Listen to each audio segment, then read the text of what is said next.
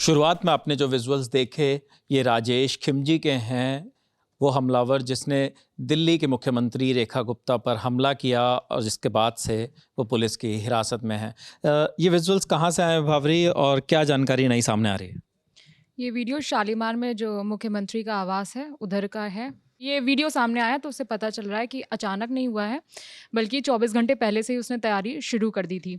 और दिल्ली पुलिस के सूत्रों की तरफ से ये बात आ रही है कि उसके फ़ोन का कॉल डाटा भी निकाला जा रहा है कि उसने पहले कहाँ बात की थी, किससे बात की थी, ताकि एक संपर्क पता चल सके, एक चेन पता चल सके कि किसी के थ्रू आया था या खुद ही आया था। तो इस वीडियो ये जो सीसीटीवी फुटेज सामने आया उससे ये पता चल रहा है कि साजिश उस मतलब बहुत पहले से ही 24 घंटे पहले से ही उसने तैयारी करनी शुरू कर दी थी। ये रेकी का वीडियो है, 24 घंटे पहले का है। और दिल्ली में मंत्री हैं मनजिंदर सिंह, उनका भी एक बयान सामने आया है।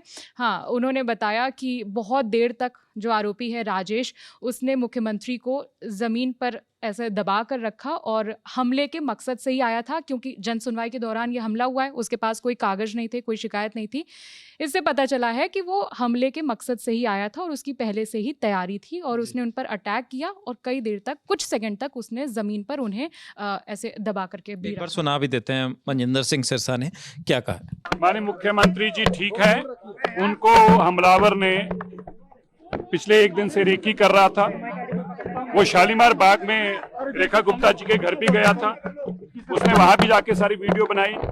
रेखा गुप्ता जी जनता को आके साधारण तौर से हजारों लोगों को मिलती हैं, बिना सुरक्षा के मिलती हैं। ऐसी वीडियो में उसकी जानकारी थी।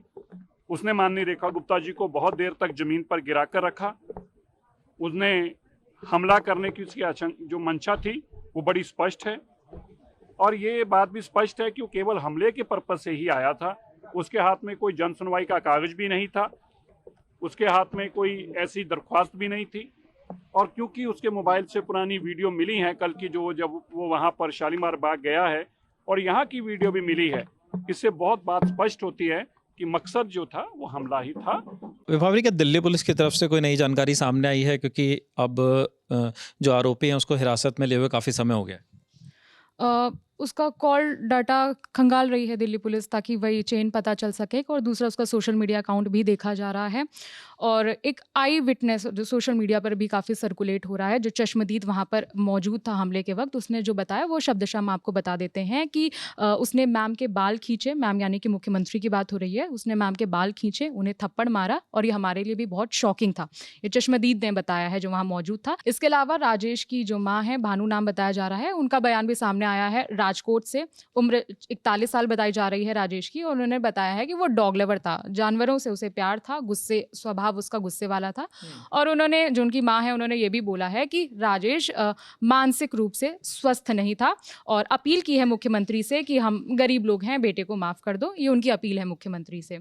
और बताया है कि जो राजेश है वो जानवरों का एक अस्पताल खोलना चाहता था, एनिमल लवर बता रहे हैं उसे, और वो रिक्शा चलाता था राजकोट में। जी, तो ये तमाम जानकारी आई है, लेकिन साथ ही साथ जो अब सीसीटीवी फुटेज सामने आया है सीएम आवास का, उसमें ये बात साफ हुई है कि कहीं ना कहीं राजेश पहले से प्लानिंग के तहत वहाँ तक पहुँचा, मुख्यमंत्री तक, और उससे पहले वो रेकी करता हुआ भी नज़र आ रहा है सीएम आवास के बाहर।